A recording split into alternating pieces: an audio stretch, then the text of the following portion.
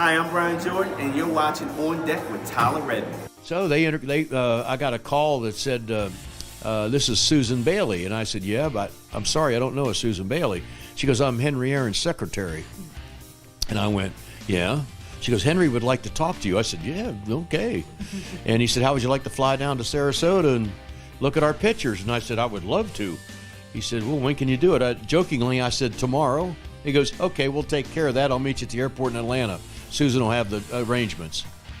And then I get on a plane with Hank Aaron and fly down to Sarasota. He offers me a job, and I said, well, what team do you want me to manage? He goes, no, he wants you to be a pitching coach. Hi, this is Phil Necro. You're watching On Deck with Tyler Redmond. Most guys throw it this way.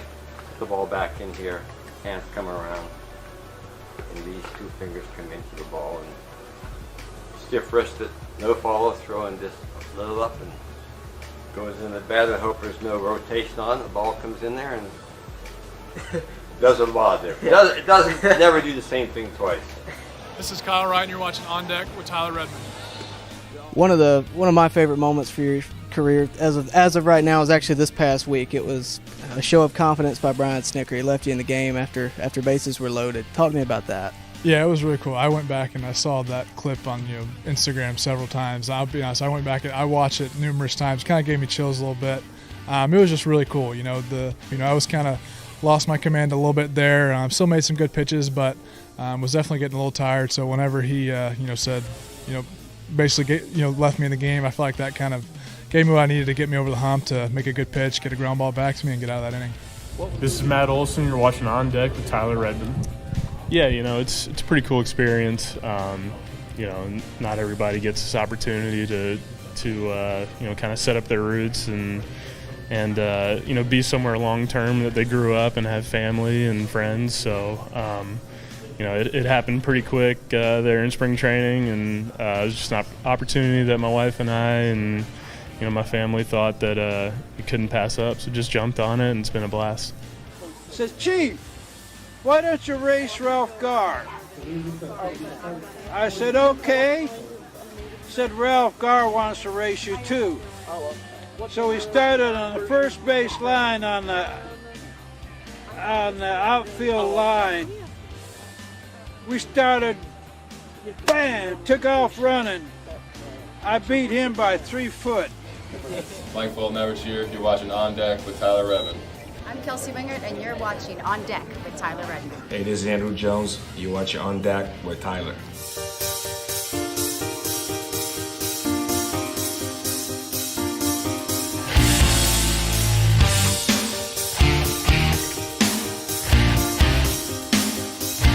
Hello, baseball fans. You're watching On Deck with Tyler Redmond. Welcome into On Deck, as always. Thank you so much for checking out the channel. Really do appreciate it. And, of course, do me a favor on your way in. Like the video. It really helps get this out there to a bigger audience. And when we're going live, a bigger audience means a better broadcast. So please do like the video. Subscribe to the channel if you haven't already. We do plenty of podcasts about baseball, plenty of videos about your Braves, plenty of we just talk about baseball pretty much. But please do like, subscribe, and hit the bell for notifications if you would. We have a lot to talk about tonight. Number one being that the Braves actually just won the series with the Tampa Bay Rays. We're going to talk about tonight's game, of course, leading into the All-Star break, not to mention tomorrow's game, but tonight's game. And we're also going to talk about kind of some stuff on the back burner that I want everybody to be aware of. I know AJ Minter is on the top of the brain. We're going to keep an eye on Twitter and just try to make sure we don't hear anything from him. He did leave the game earlier with an apparent injury. I don't know the seriousness of it yet. I hope it's not disastrous, but we'll talk about that here in a minute and may even relate to the upcoming trade deadline. So do stay tuned for that. Again, please do like the video. We have, again, a lot to talk about, so let's just jump right in. The Atlanta Braves took on the Tampa Bay Rays tonight in Game 2 of a 3-game set right before the All-Star game. And the Braves did win Game 1 last night with Morton on the mound in a really a rare low-scoring affair. They won 2-1 last night, but tonight it was kind of back to normal. The Braves win 6-1, really on the back of Sean Murphy. Sean Murphy in the top of the fourth did homer, knocked in 3 runs. Then this is Murphy's back-to-back nights with a homer. He had a 2-run shot last night to, of course, the only 2 runs the Braves scored last night. So Murphy really being clutch towards the end of this first half. But I think we also need to talk about the ability to score late, right? They scored in the 9th inning, which was great. Michael Harris had an RBI, and so did Acuna. And look, they already had a 4-run lead. They could have just said whatever, but no, they continued to add on. And of course, you have to talk about the pitching as well. Spencer Strider was absolutely excellent tonight. He threw 6 1/3. I thought he potentially could finish the inning, but they weren't going to risk him getting hurt nor risk him giving up a win or even a run. They didn't do that at all. He only gave up 4 hits, had 11 Ks tonight, so a usual night for Spencer Strider. That's what we like to see. He was relieved by Kirby Yates, who finished off the 7th inning, and then A.J. Minter came out. That's really where if things did get bad tonight, that's really what it was. Of course, I mentioned earlier, A.J. Minter did leave with an apparent injury. We are going to talk about that the moment we know something. All we really know at the moment is that he left with an injury. We don't know how serious it is. We don't know how long he's going to be out. We don't know if he's going to be out, if he's going to be day-to-day. We really don't know. But the reason this is so important and the reason that I'm kind of sitting on this for a second is because A.J. Minter is our only lefty in the bullpen. It wasn't planned for that to be the case, but it is. Tyler Matzik was, of course, at one time supposed to be a member of this bullpen. He was injured prior to the season, but we're still in this situation where A.J. Minter is the only lefty. That causes a few problems. Number one, what we are potentially in right now, in the sense that we don't have another one to turn to now that Minter is on the shelf for the time being, potentially. I don't know if that's true or not. But that is a risk you run going into the second half without another lefty reliever. That's why I firmly believe that the Braves will go after a lefty reliever at the trade deadline. At minimum, I think they will go after a reliever or relievers. But the issue is, and we're going to go into depth with this a little bit more later this week, ahead of, right after the All-Star game and Home Run Derby, probably on Wednesday and Thursday, we're really going to go into depth about this, and I'm going to give you my favorite pick for the Braves to go get. I'm going to save that for a couple of days from now, but it's a big one, so be looking for that video. That said, I think they are going to attack that at the deadline, not because anybody's not performing or anything like that, but because they need other lefties to turn to. A.J. Minter, I think, has been overworked this year. I've said that all year long because he's the only guy they can turn to in a spot where they need a lefty. I definitely think they're going to target that at the trade deadline. If you guys want to go look ahead of that video and just see what's out there, be my guest. Comment it down below. Comment it somewhere on a video, and I'll look into it. I'll tell you if I think it can happen or not. That video is, again, probably coming out on Wednesday, maybe Thursday, so most likely going to be recorded on Tuesday. So just be aware of that. But, yeah, we are going to talk about the Braves' upcoming trade deadline. That is a topic of discussion every year, rightfully so. So do be looking for that. I'm looking forward to it, to tell you the truth. It's one of my favorite things to talk about ever since 2021, where the Braves really cleaned house at the trade deadline. It's always just a fun time. And I think because the Braves are competitive and because there are needs on this team, there is certainly a need in the bullpen, I definitely think they're going to be active at the trade deadline. I would be surprised if they weren't. I don't think you'll go looking for any position players or even any starting pitchers. I don't think that'll be the case. I think what you'll really be looking for is relievers. That said, I do want to also plug another video. I actually just dropped this on the channel. Don't leave, but as soon as we get done with this stream, I dropped a video on Shohei Ohtani. I dropped a short last week, really from a stream much like this, where I kind of talked about it, and I talked about Shohei Ohtani, whether or not he would go to the Braves. I kind of highlighted that. I told you what I thought about that. Made it into a short. It got a lot of attention, not only from you guys, but from baseball fans all across wherever that want Shohei Ohtani on their team. So I dropped a full video. It's about 15 minutes long. I went really in depth as, number one, why I don't think he'll be an Atlanta Brave, and number two, where I think he could potentially land. So make sure to check that video out. It is on the channel right now, but don't leave yet. Make sure to stay here throughout the stream. You can watch that video anytime. We're going to be doing more videos like that, in-depth looks at where potentially the Braves could go at the trade deadline, where they could go in free agency if they wanted to. Now, I've talked a lot about this bullpen, and I think it's rightfully so, because as much as we view it as a weakness, and I'll be honest with you, I view it as a weakness. If the Braves have a weakness right now, it's certainly the bullpen. The starting rotation has held up throughout every trial without Max Fried, without Kyle Wright. They've been able to navigate through. The bullpen is the only one that seems to be shaky, right? The offense isn't under question. The defense isn't under question. It's really just the bullpen. And whether it's Raisel Iglesias being on or off, or whether it's, the 7th or 8th inning guys, it just always seems to be a little nerve-wracking, right? You don't feel super confident.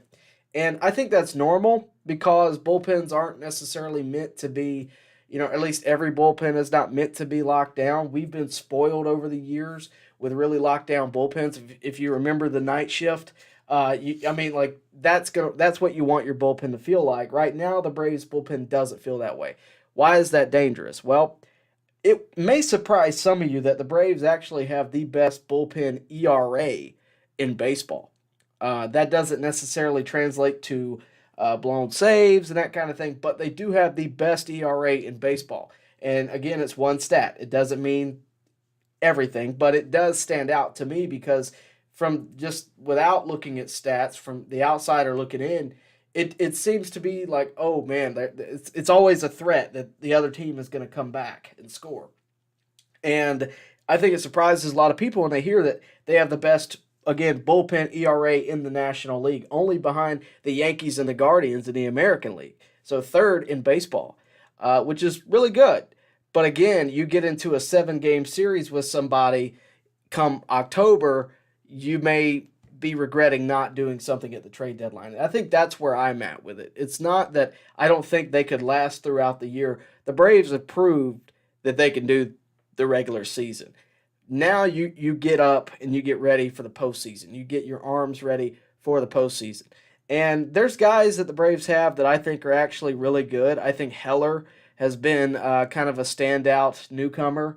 I think Minter, for where he was at the beginning of the season to where he's been lately, I know he's injured as of right now, but to where he's been lately has been a massive improvement. Colin McHugh is a guy that can always give you length. Jesse Chavez has been really good with the Braves this year. Kirby Yates is turning a corner. That's encouraging. But again, without a lefty other than A.J. Minter, I think you set yourself up for failure later. And I think the Braves really got to attack that. So again, we will talk about that more in depth later on this week. So again, be looking for that video. We're not only going to be talking about bullpen that they could be targeting, or not just one, but multiple bullpen targets that they could go after come the trade deadline. And again, if you have one that you want me to highlight in that video, do drop it. I will make note of it and do my best to look at it and see where we go from there. But I do plan to do that video this week, so get it in as quick as possible. All right, we're going to talk through the chat now. So again, please do leave a comment if you want to. Super chats do get you priority. But if nothing else, please do like the video, subscribe to the channel, and hit the bell for notifications so that we can stay up to date with everything going on here at On Deck. All right. Matthew says, Tyler, A.J. Minter's injury looked elbow-related in nature to me, maybe even forearm. He kept his arm so stiff. What's the worst-case scenario? The Braves already need relief pitching more than anything. Well, the worst-case scenario is that he's out for the year, right? I mean, that's the worst-case scenario. I mean, in anything like this. Or, the potential you heard that, the potential that his career is over. I don't think we're there. I don't know the seriousness of the injury. I'm doing my best to kind of find out anything, but nothing that if you see something, do drop it in the chat and I'll do my best to relay it to you. But I'm not seeing anything as of right now. Keeping an eye on Twitter, that's really all I can do, and kind of trying to gauge where Braves media is on it. But until we know something, we don't know anything. I hope he's out at max for a week. I hope he's out for a day and he's right back to normal. But it definitely looks something was up. But the good news is it's not like the Braves are in a disastrous situation where they just, oh my gosh, another, you know what I mean? Like, it's not like the Braves are, exactly in desperate need of relievers in the sense of they're one game up in the division or something like that. The Braves are actually, and I'm going to check this because it changes, the Braves are actually now 9.5 games up in the NL East. I don't know if the Marlins played tonight, but they are 9.5 games up in the NL East. The Phillies are 12 games back. The Mets are 18 games back, which is always fun to hear. The Nationals are pretty much out of it. They're 25.5 games back. So it's not like they're just in desperate need of A.J. Minter. Honestly, you hate to lose him, but it's not like you got somebody on your tail, if that makes sense. So it's not as disastrous as I think a lot of people are going to make it out to be. I hope he's fine. If he's out for the year, it's a huge loss. I think the Braves have to make a move at the trade deadline, no doubt about it, to me. But we'll see. That's all we can really do is we'll keep an eye on it. Arnaldo Rodriguez, Braves are the best team in baseball. Can't wait to get Max Fried and Kyle Wright for a deep postseason run and a shot for another World Series. That's the interesting thing. I did a video a couple of weeks ago now. The Braves, its title was The Braves are the hottest team in baseball. And I went really in depth about how good they were at the time, and somehow it's just gotten better, right? I mean, the stats have they've continued to be what they are. You have 5 guys currently projected to hit over 30 homers, okay? You have 3 guys that are projected to hit over 40 homers, all right? That's 8 total projected to hit over 30, right? That's what I meant to say. You have 8 guys projected over 30, 3 over 40. The Twins, the 2019 Twins hold the record for the most guys hitting over 30 homers, okay? The Braves could easily beat that, right? You got Murphy, Riley, Rosario, Olsen, Albies, Acuna, Ozuna, all projected over 30. Add on Michael Harris because he's got 9 homers right now in the first half, but also realize he had a terrible start to the season. He's been on fire lately. He could potentially hit over 30. We'll see what happens, but even if he hits 28, we're good. Even if, so the Braves could easily beat that record. They also have the most homers in the first half ever. They got it yesterday with 167 off the bat of Sean Murphy. They added on to it tonight off the bat of Sean Murphy, 168. I think you're right. I think the Braves are right now the best team in baseball. The thing about being the best team in baseball is it can change, right? The All-Star break could potentially slow the Braves down, cool them off. I don't know that that's going to happen. I'm not suggesting that it's going to happen. But at some point, this team is going to hit a slump. It is going to hit a colder spot. Again, not saying that I want that to happen. I certainly don't. But this team naturally is going to hit a cold spell at some point. It's just, if you've ever watched baseball before, you know what happens to every team. The Rays are going through it right now. They started out 13-0, got off to this monstrous start to the season. Now I think they've lost like 8 straight or something like that. So every team goes through it. The Braves are built, though, in a way where I don't know that they're going to hit that. The offense may, but then when you get Fried back into the mix, when you get Kyle Wright back into the mix, potentially you add on to your bullpen at the trade deadline, the Braves may not hit a cold spell. And if they don't, it gets very interesting. They're already projected to win easily over 100 games, projected based on where they currently are. They've already won 60. They're the first to 60 wins, if I'm not mistaken. I believe they are. They're 60-28. 60-28, 30-13 away. So I guess 30-15 at home. So they have played at a just crazy rate so far this season. And it's almost hard to believe. I know that there's people out there suggesting, mostly in a joking fashion, that the Braves are pulling a 2017 Astros. Don't buy into it, folks. I think everybody's kind of learned their lesson on that. I really don't think that's what it is. But I really think this offense was just built to do this. And what's crazy is it's everybody. It's not 3 or 4 guys. It's not 5 or 6 guys. It's everybody from the top down. Acuna having an MVP season. Ozzy Albies is having a comeback season because his last year wasn't that great, but he's already hit 20-something homers. Austin Riley's having a great year. Olsen has got the most homers in the National League. Sean Murphy is the best catcher in baseball, and I don't even think there's a question with that anymore. Marcell Ozuna, who saw that one coming? I'll tell you, honestly, not me. He's having a great year. Eddie Rosario's back to form. Of course, last year with the eyesight problems. He's looking great this year. Orlando Arcia, no one saw him coming. I told you I thought he might get the job to start the season, but I did not in a million years see Orlando Arcia, number one, being an all-star, number two, keeping the job. Everybody thought Vaughn Grissom was going to be handed that job, so credit to Arcia. He has earned it. He has played his tail off, and look, he's been another one that's just been absolutely outstanding. And, of course, finishing up with Michael Harris, who, if you're going to have a 9-hole hitter, Michael Harris here lately has been a great one. I know he went 0 for 4 tonight. Don't hold that against me. 254 average after his start to the season. You'll take it any day of the week. He's been absolutely phenomenal. And the pitching staff, you think, I mean, I'll tell you, like when Fried and Wright went down, I was like, oh, man, this is just, how are they going to do this? And I think we all felt that way. If we're honest with ourselves, I think we all were like, man, like how are the Braves going to navigate through this? They have a great team, but without their ace and Max Fried, without Kyle Wright, how are they going to do this? Bryce Elder wasn't exactly the stud he's been this year at the time.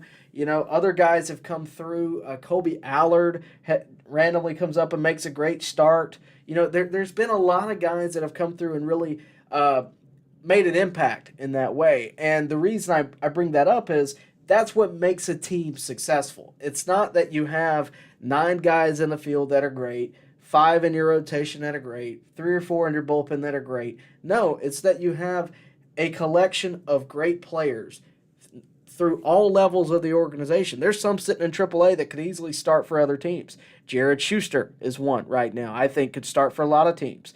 I think Vaughn Grissom could start for a lot of teams. Dylan Dodd could start for a lot of teams. But no, they are sitting, waiting on an opportunity to play for the Braves.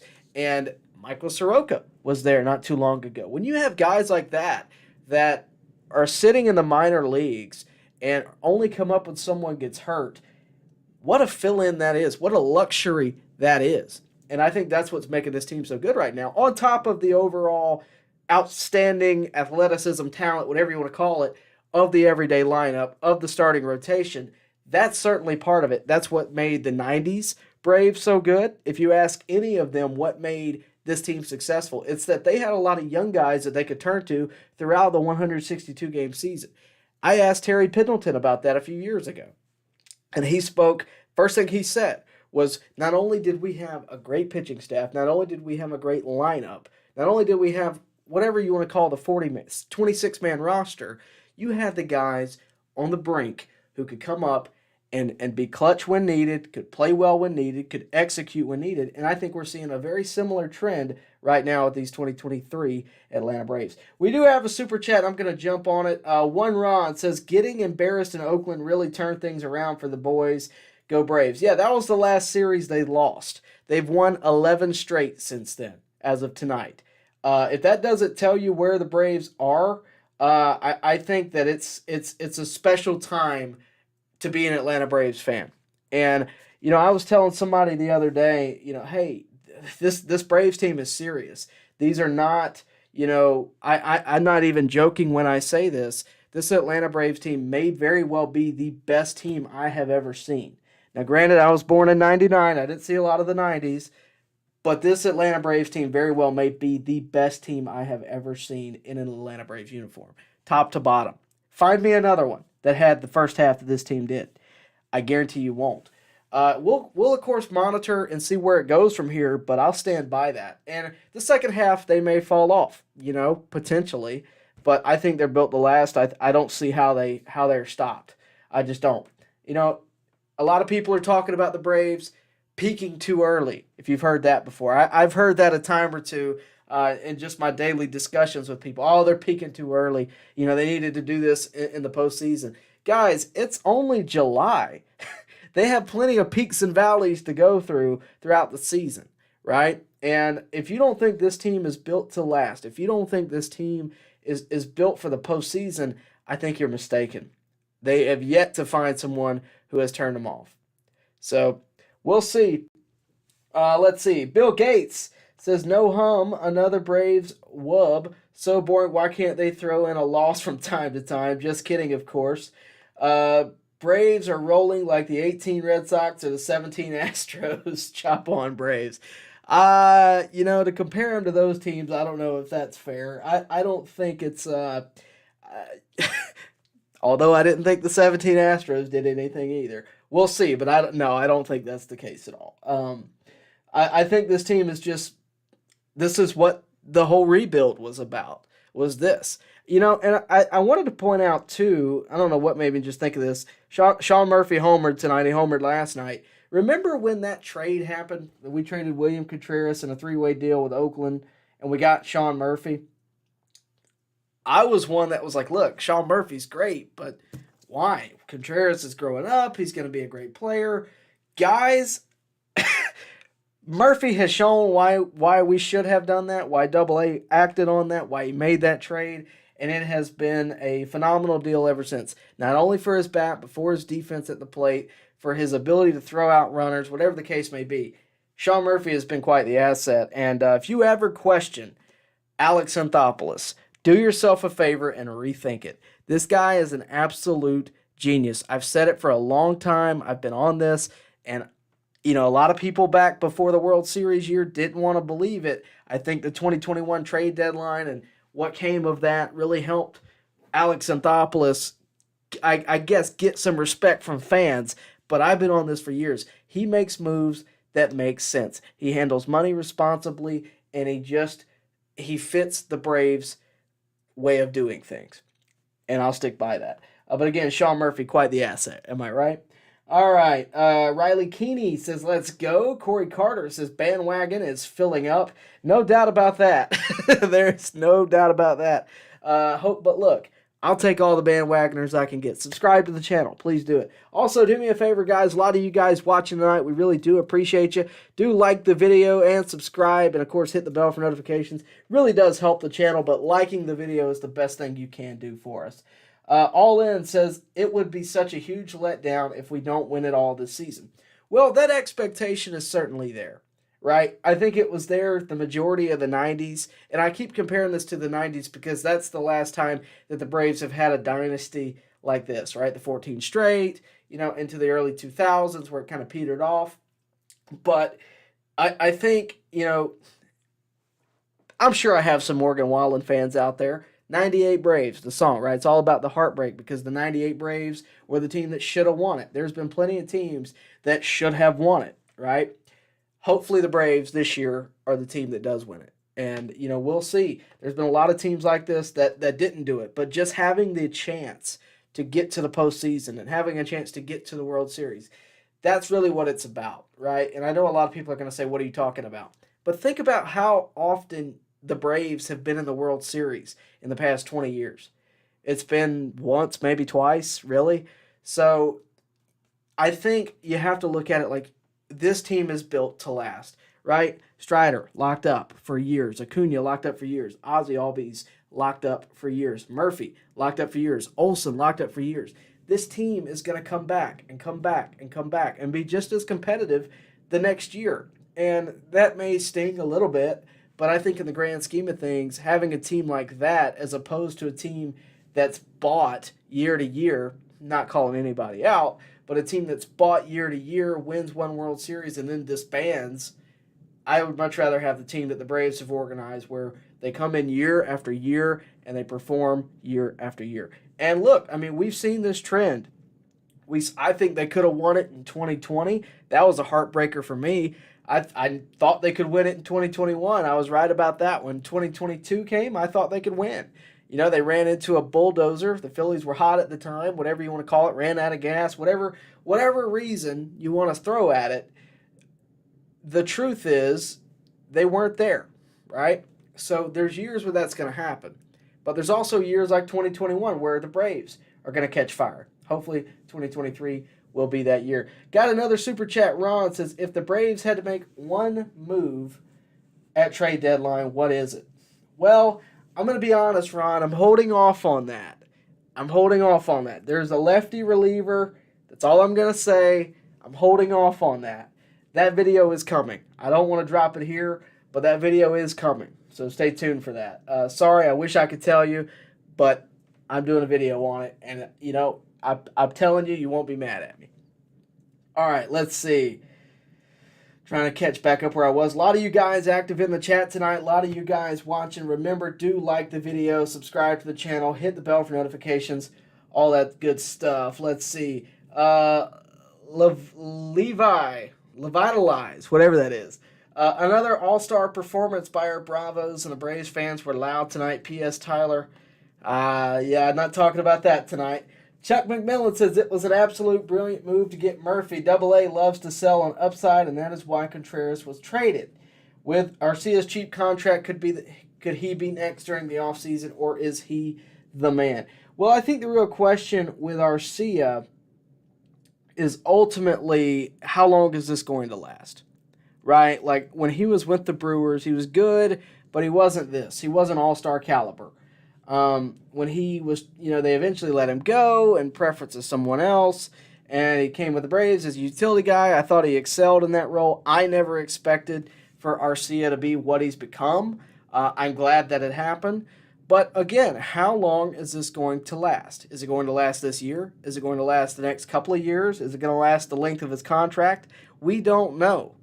But I think he's going to give it his all. I think he's going to try his best, and his best has been good enough so far. He does not have to be a 30-homer guy. He's only hit like 7 this year. He doesn't have to be that. He needs to hit consistently, which he does, and he needs to field consistently, which he does. That will keep him a job in Atlanta. He doesn't have to be Ozzie Albies. He just needs to be Orlando Arcia. So far, that's been enough. Got him an all-star vote. Could he be traded to maximize his value? Sure, maybe. But I think to maximize his value, you keep him in Atlanta. There's a difference in maximizing a value in trade and maximizing a value in-house. Because if you maximize Orlando Arcia, the way to do it, truthfully, I think, is to keep him for the 2.3-ish million he's making a year. Keep him, letting him do what he's doing. The guy's hitting, let me see. The guy's hitting 299 as of the end of tonight. He's on the brink of 300. You're paying him $2.3 million a year. I don't care if he hits 1 homer that year. That's perfect, as long as he fields his position. I'm good with that. And I think if he continues to put up numbers like that in between 270 and 300, we're good. At least that's how I feel. We'll see how it ages, but that's all we can really say. We'll see. Dude got a super chat, Johnny T. I've been having dreams of us having a run like San Fran did in the 2010s. I'd be happy with that. The debate already being compared, Bobby or Snit for the best manager. I think 1A and 1B.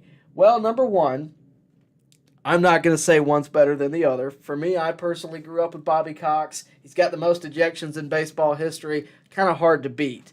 That said, if Snit gets him another World Series title, how do you not build a statue? I'm just going to throw that out there. The Braves got a few statues they need to build. I'll stick by that. I think we need a Chipper statue. We need an Andrew statue. We need a Big 3 statue with Glavine, Maddox, Smoltz. We got a few to build. Maybe a future Snit statue. Throw in a Leo Mazzoni, too, for the heck of it. But that said, having a run like San Fran did in the 2010s is not out of the picture. We kind of already have. Stay with me, because think about it. San Fran won, I think, in 2010, 2012, and 2014, if I'm not mistaken. I know they had 3, and it was on even years. I'm pretty sure that's what it was. That said, the Braves were in the NLCS in 2020. If they had had one more starting pitcher, and Michael Soroka got hurt that year, if you don't remember, they'd had one more starting pitcher, I think they go to the World Series, right? 2021, they win. 2022, I think they had a better team than 2021. They just didn't do it. And this year, we're here where we are. So we're kind of already on that path. But, we'll see. We'll see. Yeah, Leo Mazzoni's statue should be in a rocking chair, if you're asking me. Or at least just on the edge of a seat on a bench. Let's see. Arnaldo, I think is where we are. Okay, no, Chuck McMillan. Let me not skip you. It was an absolute brilliant move to get Murphy. Double A loves to sell an upside, and that is why Contreras was traded. With Arcia's cheap contract, we already did do that one. Sorry. Riley Keeney brings up a good point. Go shop on deck. The QR code is down below. You don't want to miss it, but you also want to go check it out. We got all kinds of stuff with the On Deck logo on it. We also got a new Mets t-shirt that I think all of you guys would get a good kick out of. So make sure to go check that out. I'm not going to put it up here, but it's a pretty funny one. I shared it on social media the other day.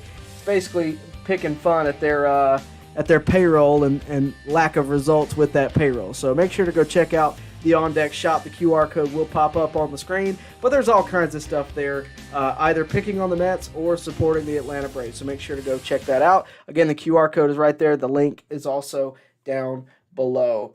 Another super chat. A lot of you guys super chatting tonight. Remember, super chats do get your priority. That's why I'm reading their comments before I read yours. If you haven't done it, Ron says thoughts on Minter's exit tonight. Is it concerning? It's certainly concerning.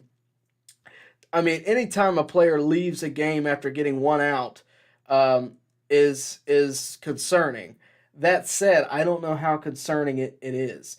The only thing I'm seeing so far is Kevin McAlpin tweeted AJ Minter had this to say when it comes to the support on the road this season is pretty special. Everywhere we've gone this year, the Braves fans have definitely showed up. Here it felt like a home game. He's talking about Tampa, where all the Braves fans came out. We can't thank them more. They've been awesome all year. I mean, I can try one more search, but I'm not seeing anything super detailed out there.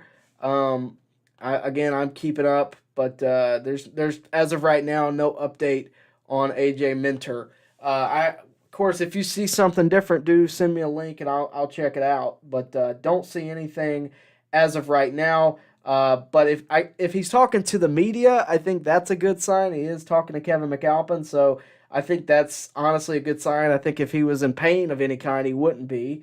And if he had to be, seriously looked at, I don't think he'd already be talking to Kevin McAlpin. So I think that's a good sign. I don't know what the timeline would be, but we'll see. Arnaldo Rodriguez asks a very good question. Is there a Dylan Lee timeline? I have not seen anything, I don't believe, but I think that's one of the biggest questions as we get closer to as we get closer to the trade deadline, because he's our only other lefty reliever that's not out for the season like Matzik. I think it's certainly, it's certainly going to be a topic of discussion. Is he going to be around? Is he going to be up to par? Is he going to be good to go in the second half? Because if he is, you may save yourself a trade at the deadline. If he's not, then I think you're more apt to activate a trade. You're more apt to go after somebody. But we'll see. Let's see. Corey Carter. Anyone remember the 160-10? Sorry, it's been a long day. Anyone remember the 116-win Mariners? Probably not. There is a reason for that. Why is that, Corey? Tell us. Nicholas says, Olsen made an error. Good thing it wasn't a closer game. Well, I mean, errors happen. Just you want to minimize it best you can, but errors do happen. Matthew Brittingham. Tyler, who would you consider to be your favorite relief pitcher trade deadline targets for the Braves? Obviously, Aroldis Chapman has already been traded, and he was the most likely reliever trade candidate. Chapman is a lefty, too. He certainly would have been at the top of the list, along with the guy that I'm thinking, along with Hader. Hader would be my number one, but you got to get him out of the grip of the Padres. You kind of called out what I'm trying to save here, but I'll talk about it. Hader, I think, is the best lefty reliever you can go for, but I also think the asking price is going to be astronomical because the Padres are sort of like some of these other teams that are just weird. The Angels are one where they don't necessarily do things in their own best interest. They kind of just stay where they are. They don't like to. You remember when the Pirates didn't trade David Bednar a couple years ago? I still can't wrap my head around that. I know the Pirates have had a much better 2023 than they did a 2021 or 2022. I just don't I never could wrap my head around it. Why not get a load of prospects for your future? That's where we are with the Padres. I don't think they're going to give up. I think their owner is going to be, nope, he won't admit defeat. And some people are like that. So it'll be interesting to see if that can actually happen. There are some other guys out there. There's not a ton, though. You got some guys in Detroit. I can't even think of their names. They've actually been okay. The problem is if you actually find a lefty reliever out there, they're signed till 2028. That's because they're young, and that's because they are signed much like our young guys like Strider and much like even Soroka's still signed on his original deal. You know, they're signed for long term, so it's not like the Tigers are going to be, oh, yeah, take our future guys. Yeah, take them. They're not going to be that way. Not even if they get someone like a Vaughn Grissom. They're just not going to act that way.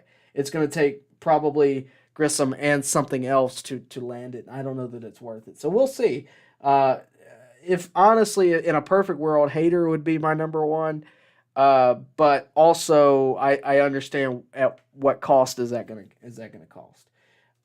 I put it in the trade simulator the other day, and honestly, Hader, the Braves were slightly overpaying for Vaughn Grissom leaving in the trade simulator. The trade simulator is not perfect, though, because it's a good formula. It works well, but I always tell people, because they like to throw me, well, here, look at this. Look at the trade simulator. It's just not perfect because you have to think about what each team needs. I don't know that the Padres necessarily need a starting shortstop or second baseman for that matter. They have Xander Bogaerts locked up. You know, that would be the number one, and I don't think the Braves really have the prospect capital in other categories to really make that make sense for the Padres. The Padres aren't that far away, right? Like, they're in the West. They're a good team. They have no chemistry, but they're a good team on paper. They have all the names. They have all the guys that you'd want, really, if you were picking out an MLB The Show team. Manny Machado, Fernando Tatis Jr., Xander Bogaerts. They have a ton of guys. They just don't play well together, I guess. It's interesting. Could they get Hader? It'd be a rental for the rest of the year. He signed it to the end of the year. It's possible. We'll go to more in depth about that later on this week coming up. But that's something just to keep an eye on, I guess. But again, if you have ideas, let me hear them. Bill Gates. Oh, hang on a second. Sorry. Updated. Bill Gates. Hey, Tyler. Do you think the Braves would convert A.J. Smith-Shawyer into a reliever to replace Minter? It's possible, and it's not just with A.J. Smith-Shawyer. I think it's possible with Soroka once Fried and Wright come back. That said, I don't think it'll be their first option because I think they're going to try to – you don't want to convert anybody to a reliever if you don't have to. But being that A.J. Smith-Shawyer is so young, Michael Soroka's getting any pitching opportunity he can get right now, I think that is a possibility. Again, it's not I'm not saying it's likely. I'm just saying it's a possibility. We got a super chat this time from Maverick. It says, Braves are the number one team in Major League Baseball, but also let you know my channel finally got monetized. Finally, hard work pays off. My birthday is tomorrow. Well, happy birthday. Congratulations on getting monetized. I know how difficult that is. So that is a huge thing to accomplish. When I first did it, it was the best feeling ever. And it's quite the process, and congratulations to you. Happy birthday to you. My birthday is July 27th, so a little bit later on this month. My mom's birthday was yesterday. So it's been a busy month for birthdays in the month of July. He's also going to do Game 3 on his channel. Well, go check out Maverick's channel. He's always supported me here, and we always support Maverick too, so thank you for that. Let's see. A lot of action in the chat tonight. Really do appreciate you guys. Charles Pruitt says, Tyler, I'm a big fan of your show. Charles, thank you. And again, please do continue the support. We really do appreciate it. And if you're out there wondering how you can support the channel, please do like the video, subscribe to the channel, and hit the bell for notifications so that you can keep up to date with everything going on here on deck. And, of course, with your Atlanta Braves. Also, please do check out the On Deck shop. We've already talked about that enough tonight, but please do check that out. Guys, I promise you'll be glad you did. Andrew Ford, could we call up Schuster for the time being?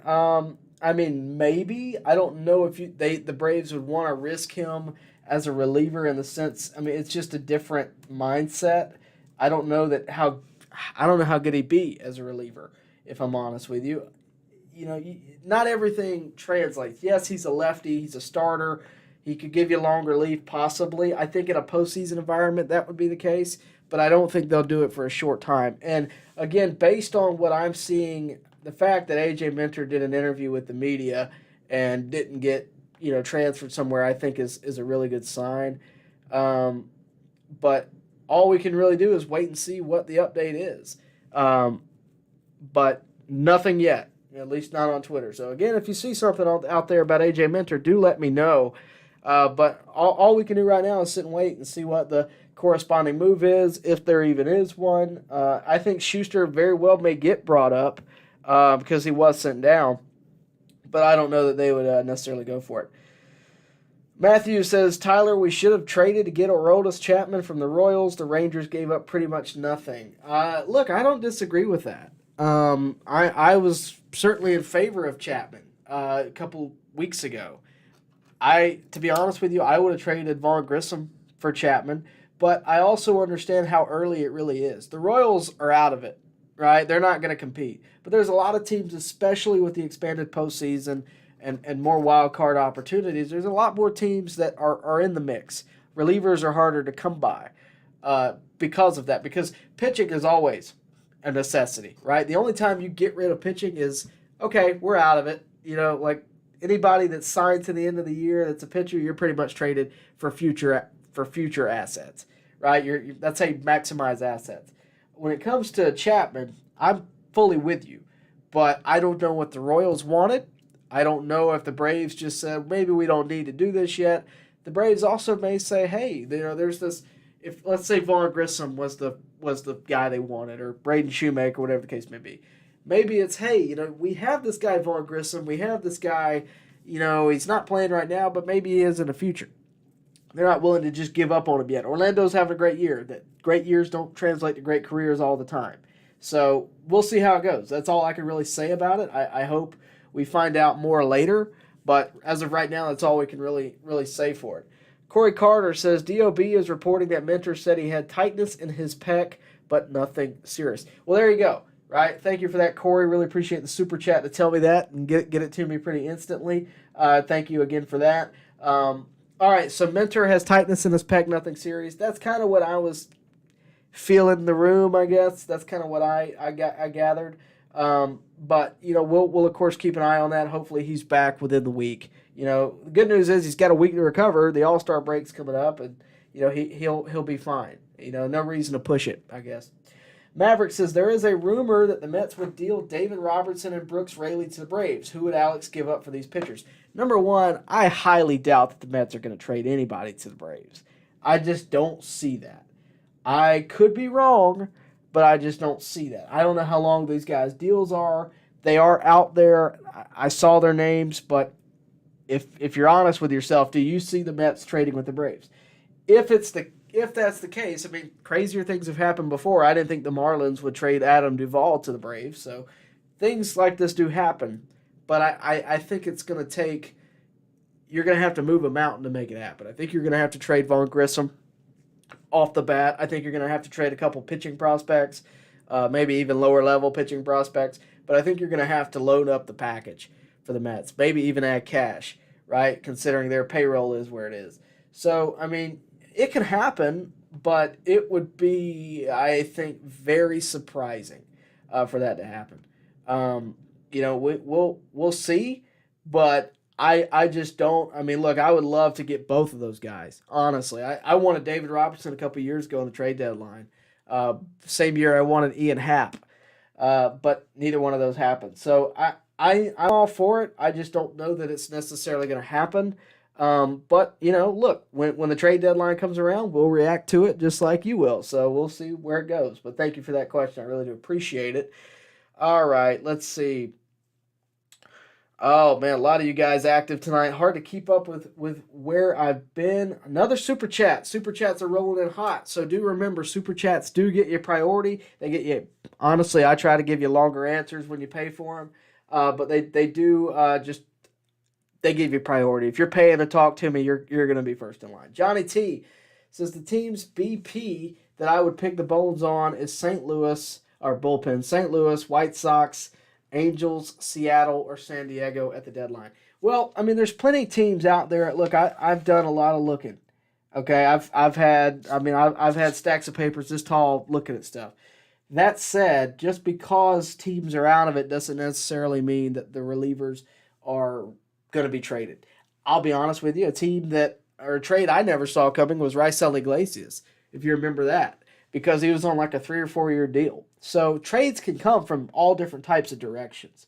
San Diego, I think, is a target. Although they could decide, you know what, we're going to be buyers at the deadline. They already have the number 3 payroll in baseball. Why not make it number 1? The Mets, on the other hand, I don't think they're going to do it. But San Diego, when you look at where they are in the wild card race, don't look at where they are in the division standings. Look at where they are in the wild card race. They're not that far back.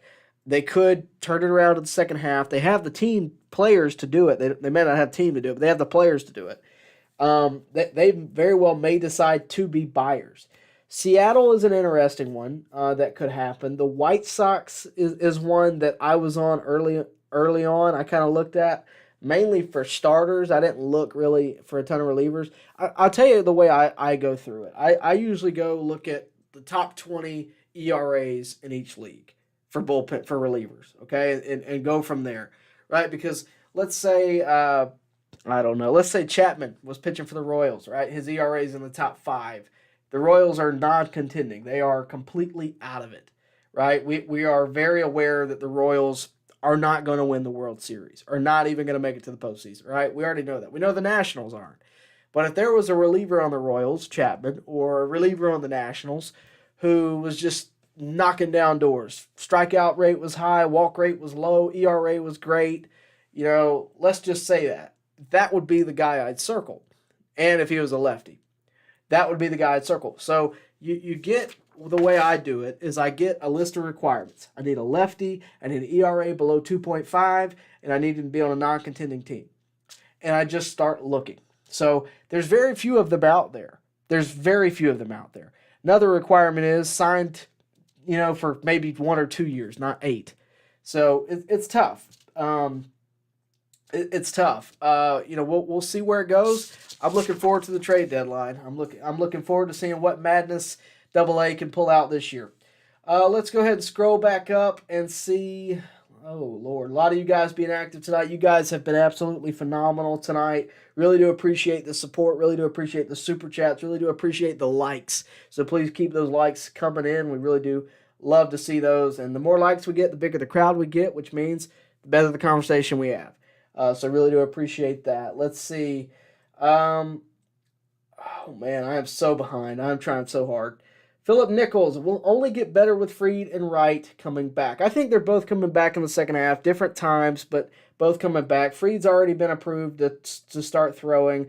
I think Wright will get right back with it, and we'll see where they go. You don't want to push it, but if you get those two guys back, you're talking about Fried, who's the ace, and Wright, who was a 20-game winner last year. It's a huge get. It's a huge get at the deadline, basically. We'll see. Let's see. Corey Carter, the 1993 Braves were the most talented Braves team I've ever seen, and they got beat in the playoffs by the Phillies. Yeah, that's the thing, right? You can have a great team. It's all about when you show up. Because let's be real, guys.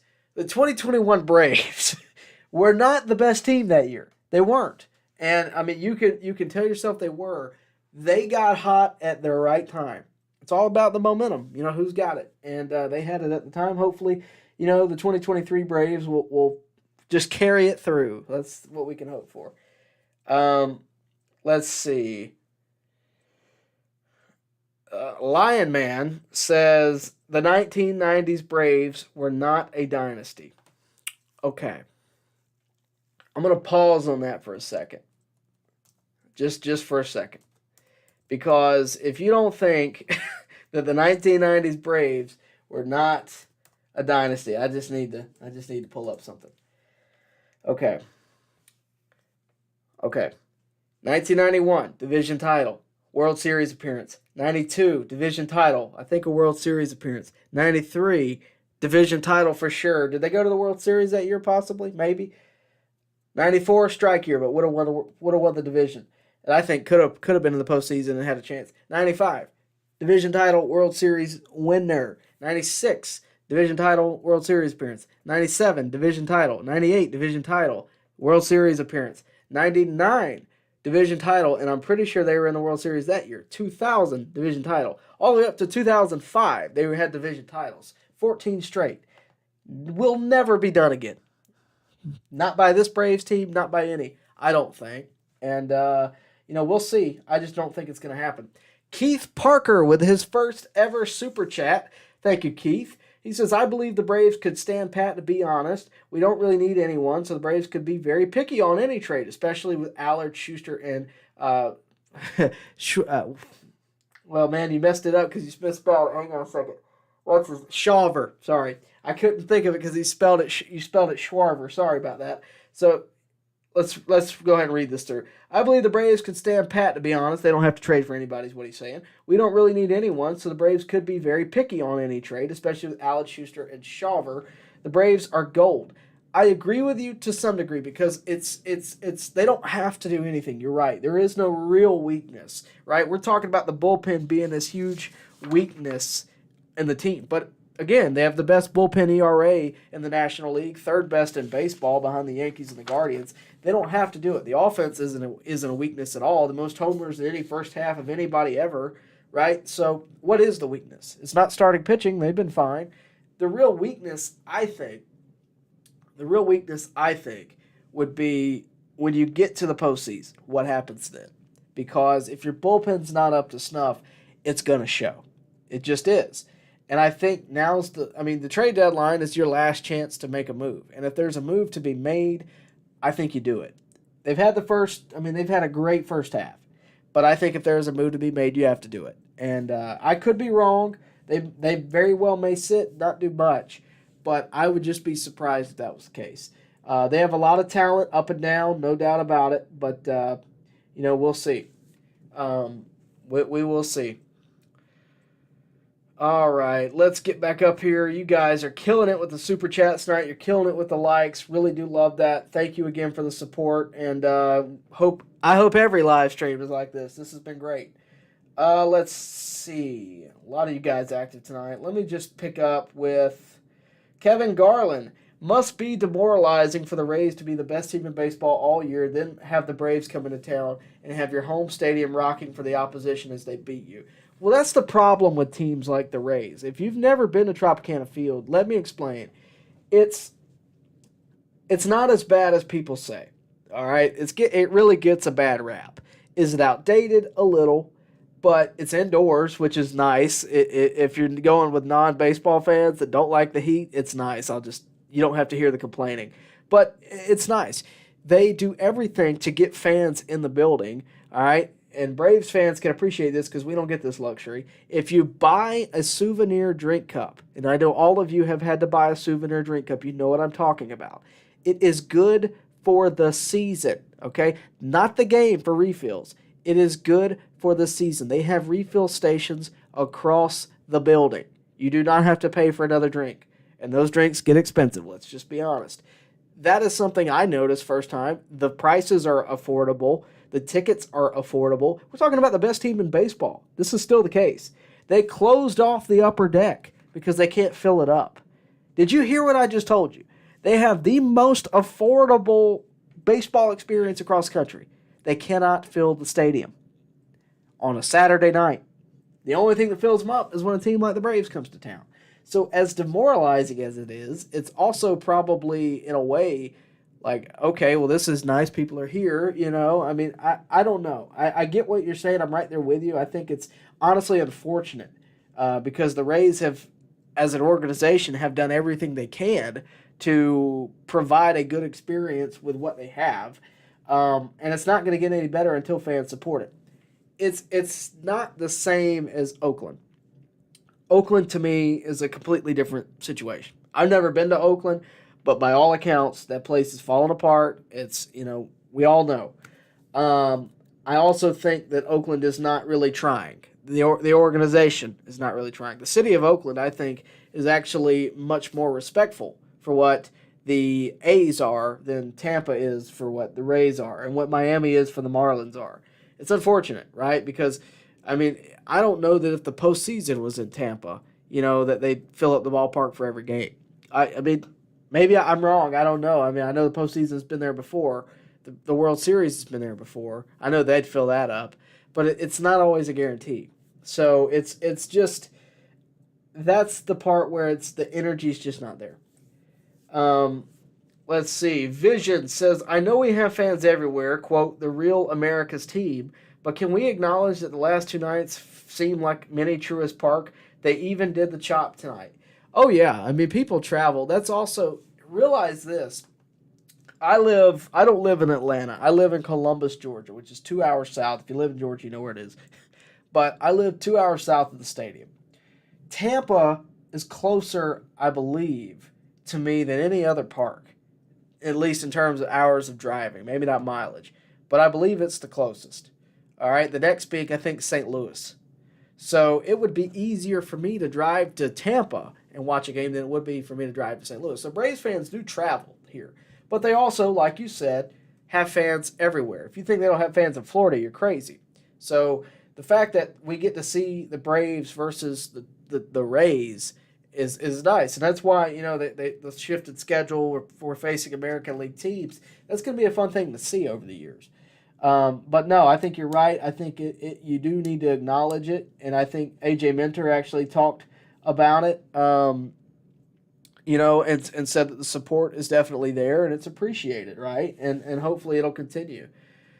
Corey Carter says the second half rotation could very well end up being Strider, Fried, Morton, Soroka, and Elder. Man, that's the deepest rotation I have seen since the 90s. That's my point. That's really my point. And that's the best the Braves have ever been over a consistent period of time.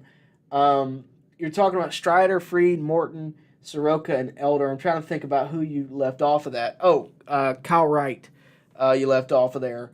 And that, he may be left off there if the injury continues.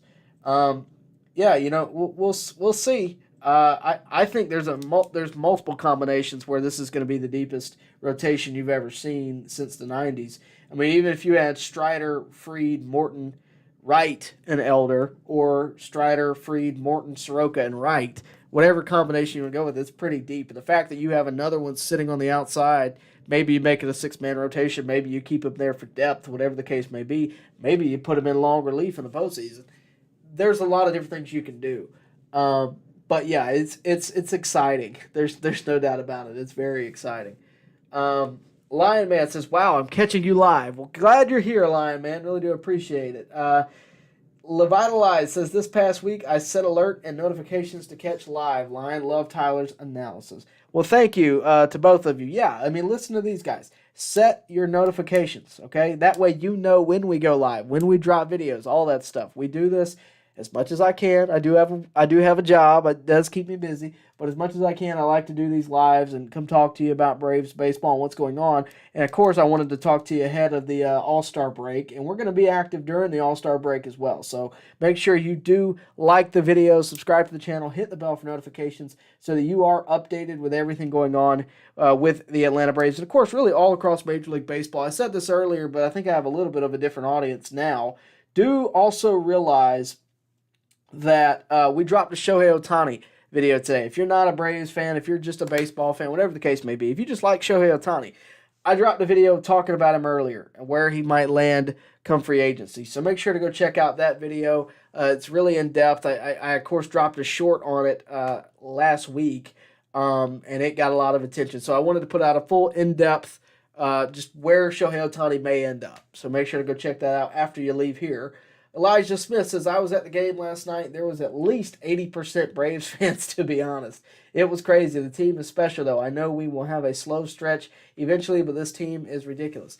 Yeah, I mean, it's domination, and there's no real other word for it. And I'm glad you were at the park tonight, Elijah. Hopefully, obviously, a lot of other Braves fans got down there. I wish I could, but we'll see. We'll see. Eventually, I'll get down to another Tampa Bay game, hopefully against the Braves.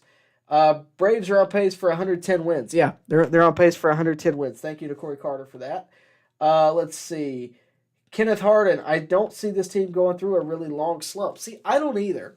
They could. I mean, every team at some point goes through some kind of a slump. But I think for this team, it would be like losing 2 series in a row, but winning 4-4, or 4-6 or something. It wouldn't be like 8 losses in a row. And I mean, look, everybody can have a loss, but I don't see it either. The only thing that could, I think, cool it off is like this week, but I would think that the Braves coaching staff would be cognizant enough to know the risk of like not practicing, that kind of thing. I would be very surprised if they didn't keep the team ready to go for the second half.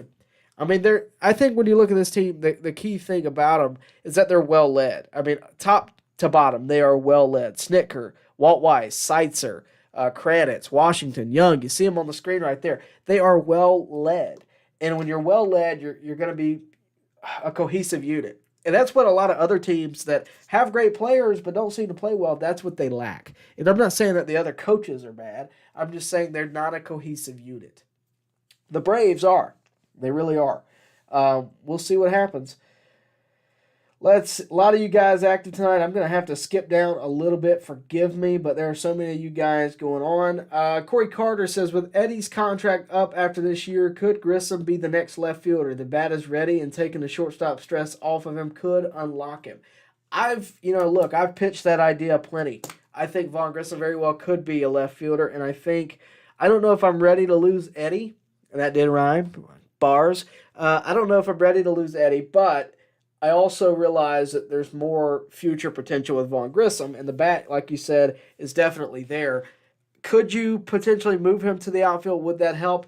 I think it could. I mean, I think the slower reaction time, the not as much emphasis on the throw, just catch the ball and get it in attitude. Not to say it's easier. I don't think it's easier, but his athleticism can carry him through a little bit more in left field than it can at shortstop. Everything is, magnified at shortstop. I think if you move him to left, you very well could see an improvement, and you could see, a resting place. He's not going to be the DH.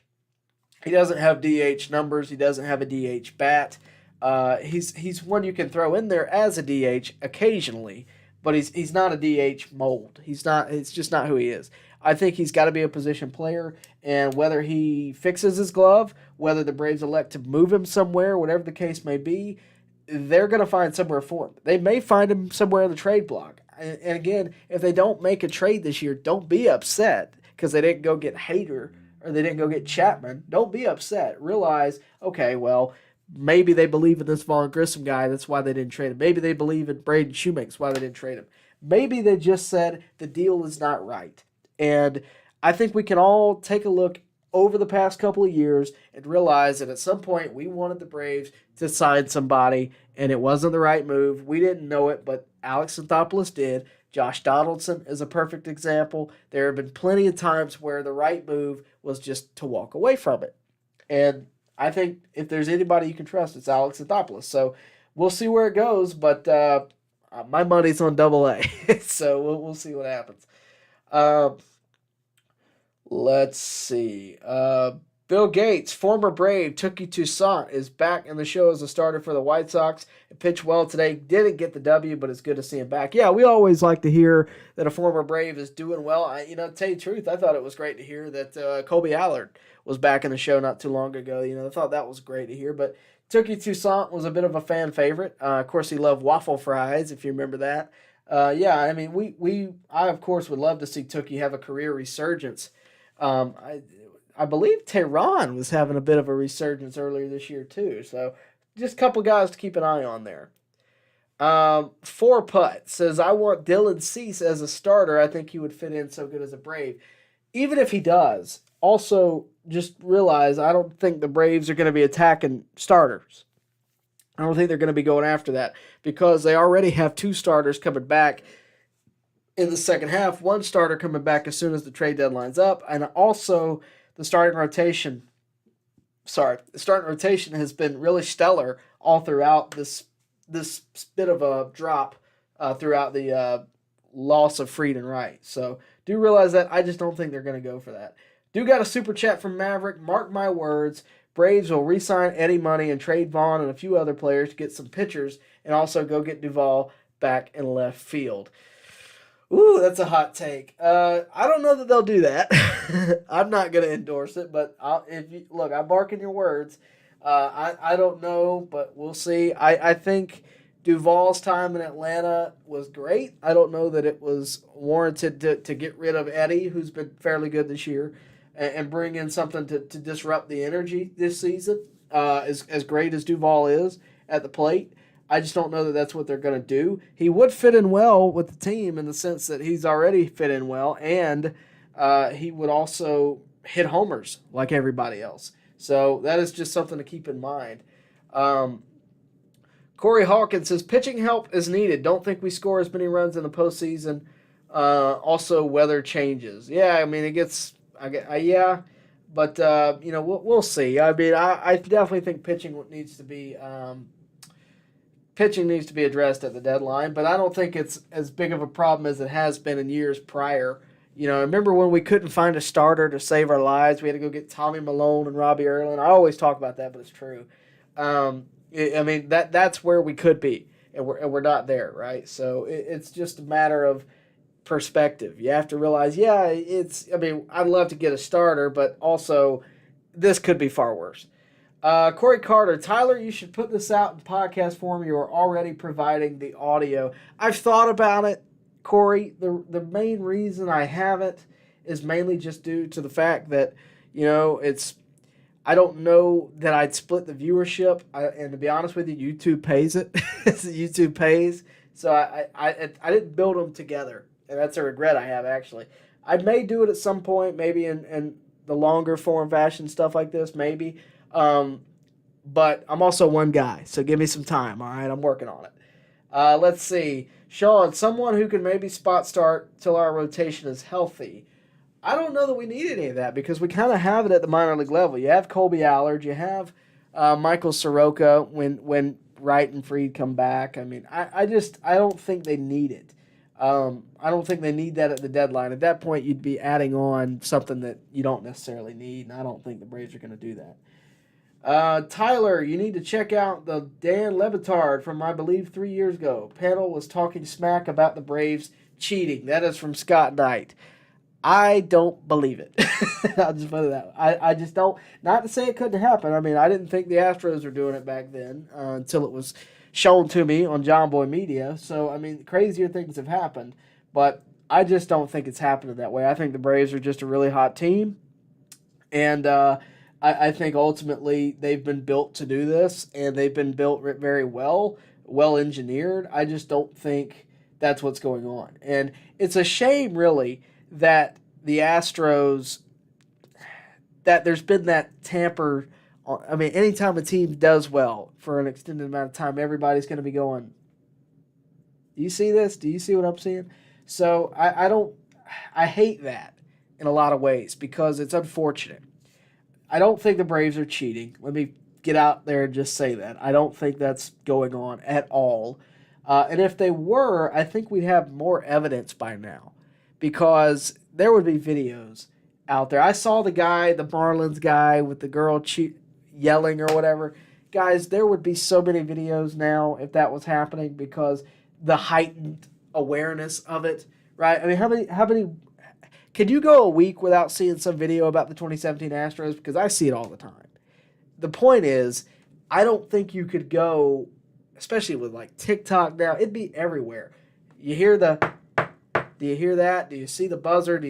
We would know. I just don't buy into it. And look, if it gets proven one day, then, whatever. I'll look like a fool, I guess. I just don't think it's happening. And I honestly hate that I even have to talk about it because I don't take it serious. I think it's honestly more of a joke than anything.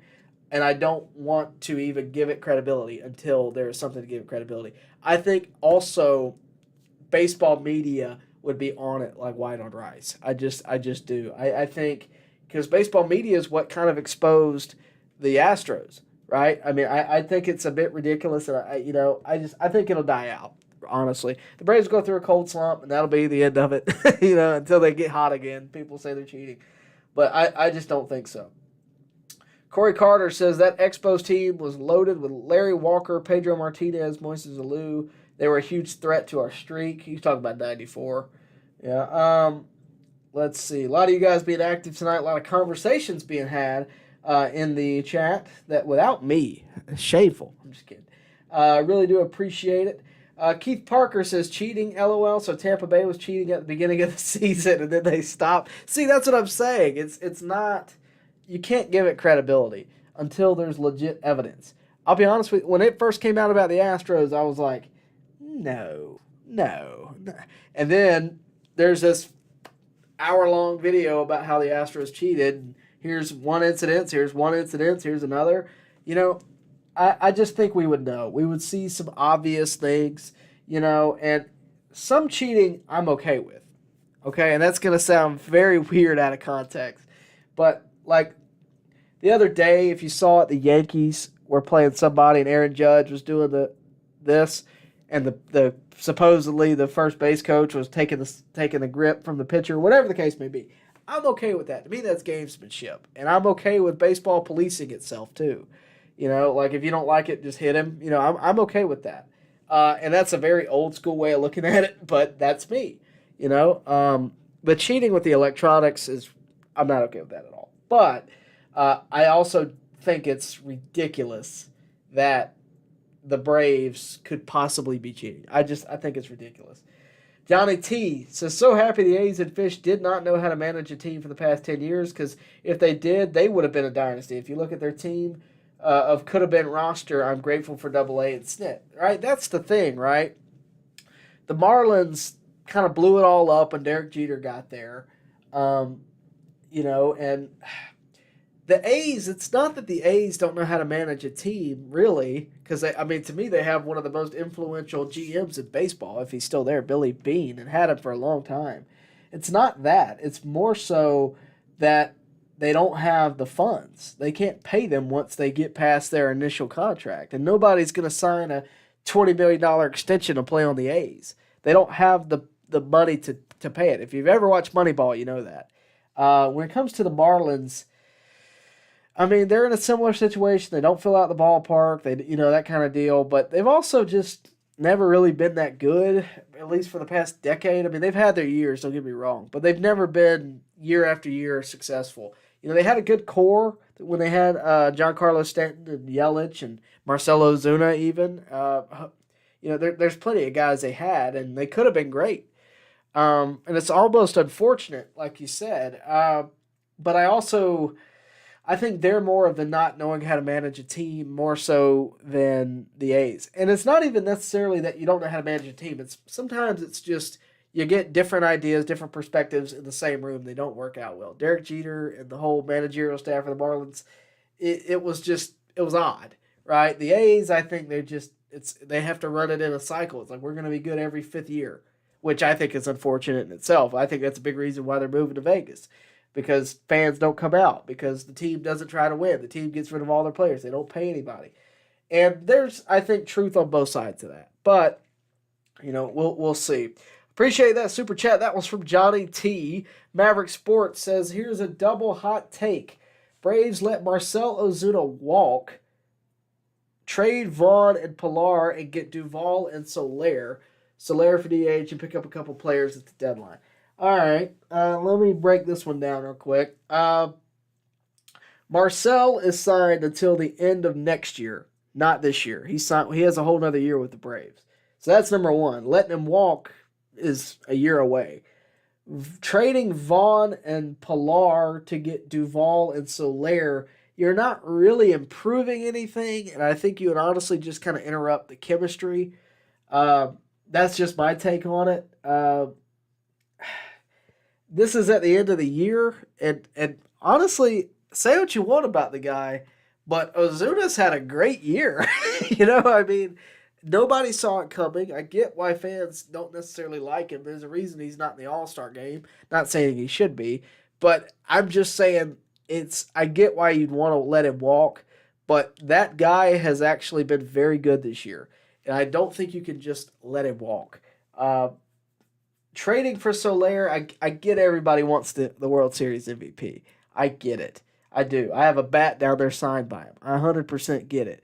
But I also understand his time with the Braves has passed. There's a new team. that has hit 168 homers in the first half, better than any team ever. I think you kind of ride with what has got you to this point as of now, because the offense isn't the issue. I think if you're going to attack anything at the deadline, it's got to be pitching. It's got to be bullpen. But that's just my take on it. Maverick with another super chat. Left field would be Eddie and Duvall, and Eli White. DH would be Soler. Yeah, again, I don't see it.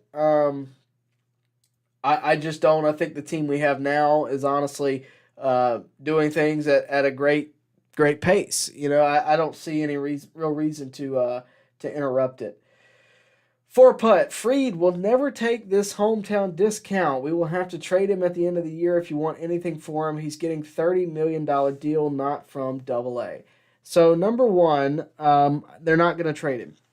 Okay, it doesn't always work that way. If we were not competing and weren't competing for the next couple of years, maybe. But there's a reason we didn't trade Freddie Freeman in 2021 or 2020 when we didn't have him locked up. There's a reason. We were competing. We were in the postseason every year. Same thing goes for this year and next, right? Why would you trade Fried, the guy that could win you Game 7 of the World Series if needed? Why would you trade him, right? What are you going to get for him? I mean, what prospect capital is going to help you win the World Series, I guess would be my question. So he's not going to get traded. He'll just walk. And that's okay, right? Like, if he doesn't take the hometown discount, fine. But if there's one guy that you do pay, I think it's Fried. It's not Shohei Ohtani. And you can be mad at me all you want about saying the Braves have no chance of signing Shohei Ohtani. It's not that they don't have a chance. It's that they won't. Why would they sign Shohei Ohtani and not Freddie Freeman? Why would they sign Shohei Ohtani and not Dansby Swanson for a fraction of the price? Why would they do that and not sign Fried? It doesn't make sense for the Braves. That's my shtick. If you want the full shtick, go check out the full-length video. But no, in terms of Fried, they're not going to trade him. Everybody asks that. They're not, because simply they're competing. If they, again, were, I don't know, the Royals, yes. If they were, maybe even the Cardinals, maybe even the Cubs, right? Like if they just realize, okay, we're not winning the World Series this year. We're not even going to make a postseason push. We might not go that deep into the postseason. We're just going to let Fried walk, right? They're not going to do that. It's just not going to happen. In terms of getting anything for him, I get that, but also you have to take what you can get, and I'd much rather have 2 years of Fried than prospects in 5 years. That's the way I feel. Let's see.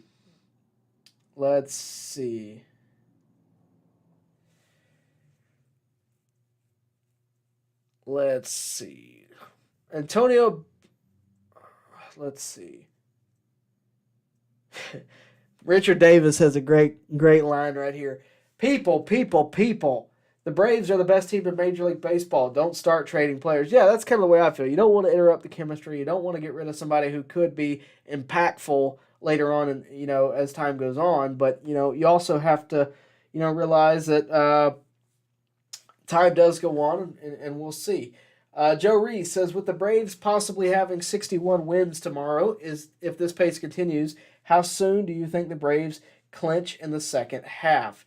Clinching is an interesting thing, right? Like, I think the second half is going to provide a lot of, good matchups, and we know what this team is. It's just a matter of can they last throughout the second half, and that's not a guarantee. It's the 2021 second half was much better than the first in a lot of ways, right? So it's just a matter of how things go. But for me, I think that in terms of when they could clinch is honestly shouldn't be the priority in a way. I think it's ultimately going to come down to do they clinch? When do they clinch, right? Not when they clinch, but a matter of just how long it's like. How do I put this? I guess my point is it shouldn't matter when they clinch. It matters that they do clinch. And I think the Braves are on a great path to doing that. And, we'll, of course, monitor that as it gets closer. But ultimately, this Braves team, I believe, is built to last. And, we'll see how it goes. And that's all we can really do. But it's going to be a great watch, I think, in the second half. And that's all we can really ask for is to be entertained, right? This team, we want them to win. But ultimately, all we can really ask for them to do is go out there and perform at the best ability. You know, we can predict, they'll probably clinch by September 3rd. But what good does that really do you? You know, I don't think very much at all.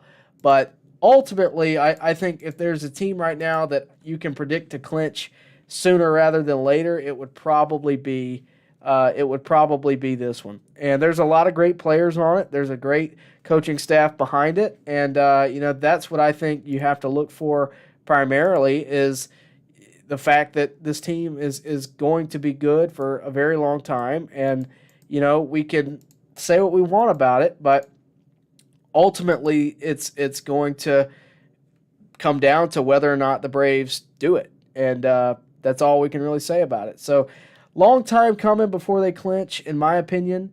But we'll see when it happens. That's my take on it. And that's all we can really do is sit and wait, basically. But great question. I wish I could give you a better answer. But that's all we can really do, again, is just sit and wait for that time to come, and hopefully that time does come, and we get to see this team in the postseason. So, but anyway, let's got another Super Chat. Joseph Alvarez with a big Super Chat tonight. Thank you, Joseph. I think the Braves need relief pitching. How about Kendall Graveman from the White Sox and Jordan Hicks from St. Louis? All right, well, give me a second. I'm going to write these down so I can address them later. In the in-depth video. Joseph, I'm actually doing a very in-depth video this week about the Braves bullpen targets because no doubt about it, the Braves are targeting bullpen come the trade deadline. That's what I believe they're going after. That said, I think it's got to be a lefty. So let's just go through it real quick. Let's see. Kendall Graveman. Let me look up. I'm looking up stats, so bear with me. I'm going as fast as I can. Kendall Graveman's been good. The only issue he's going to have, he is a righty. His 2.77 ERA is good. And if you're just looking for a bullpen guy, it's good. He's a free agent in 2025. It's not a huge commitment. I think you could get him.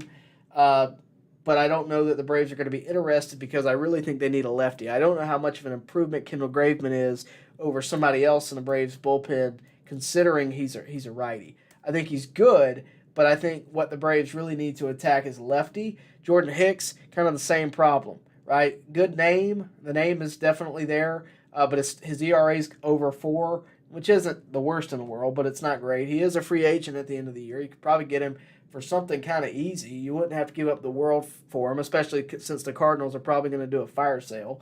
But he is a righty, and I think the real trick this trade deadline is ultimately going to be, can you find a lefty somewhere? I know Jordan Hicks catches a lot of attention. He throws 105. I get all that.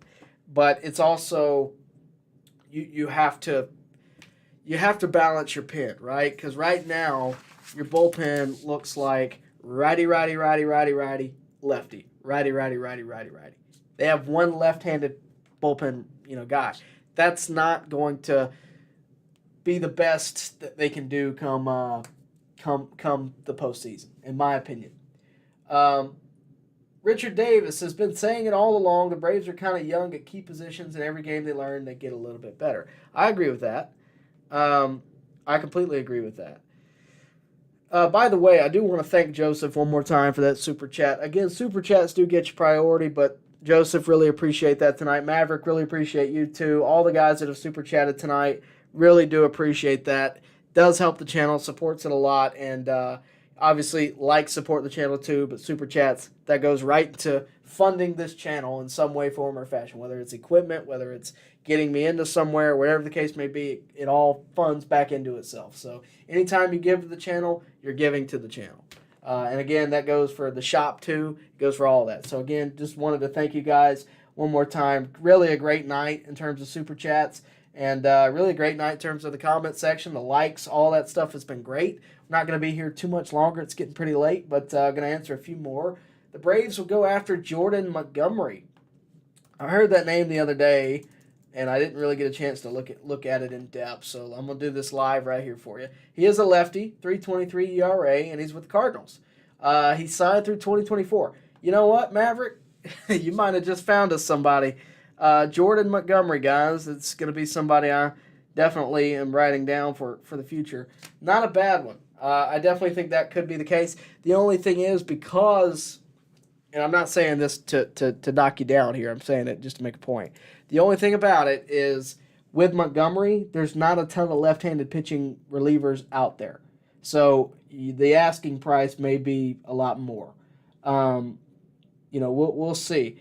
But ultimately, all we can do is wait and see what happens. I can't wait for the trade deadline. That's going to be a huge topic for us, and hopefully, it'll be a fun day. The Battery says Freddie is better than Olsen at this moment, period.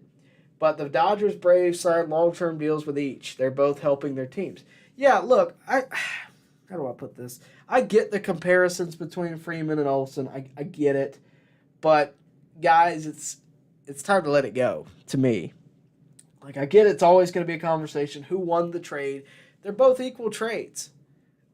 To me, or who won the trade? Who got the better of the two? The team picked what was better for it. The Braves could have signed Freddie. We don't know. The Dodgers did. The Braves got Matt Olson for cheaper, for longer, and got a younger player. Look at it whatever you want. That's the way I look at it. I don't really care about how much money they're making. I don't care. I just don't. They're two different players, and I'm honestly so tired of talking about it. It's just I think it's time to just move past it in some way, form, or fashion. That said, we are going to wrap it up tonight. If you have a last-minute super chat, get it in. Also, do like the video, super chat. Like the video, subscribe to the channel, hit the bell for notifications so that you can stay up to date with everything we're doing. We do live streams like this as much as we can, hopefully at least once a week if we can. But before we go tonight, I do want to mention this. I actually attended a wedding tonight, a very important one, a guy that's actually been in the chat this year. He's also my boss. Jack Patterson got married tonight, and to his beautiful wife, Kia Carter, now Kia Patterson. And guys, I'll tell you, there's not a sweeter guy on this planet than that guy right there. Just a super easy guy to work with and work for, I guess, but really it's working with. Traveled up and down the roads with him the past few months, and I've known him a long time. But great guy right there and a great couple right there. Glad I got to spend some time with them at their wedding tonight, and I hope that they'll be together for many, many, many, many years. But yeah, wanted to send a congratulations their way, and again, just a great couple there. We are going to wrap it up with that, so thank you guys for tuning in tonight. Thank you for the likes. Thank you for the super chats. If we got some new subscribers tonight, thank you for joining. And of course, do me a favor, like the video. I'm going to say it again. Subscribe to the channel. Hit the bell for notifications so that you know when we're on the air and when we drop a new video. And of course, also, one last time, go check out that Shohei Ohtani video. It is out there where I think Shohei Ohtani may go and why it is not the Atlanta Braves. So go check that out. And of course, we'll have content all throughout this upcoming week, and you're not going to want to miss it. It's going to be who the Braves are going after in the trade deadline. So make sure to stick around for that. And of course, make sure you subscribe so that you know when it's going on. With that, we'll see you next time right here at On Deck. Baseball fans, make sure you like and share this video and subscribe to this channel. As always, thank you for your support.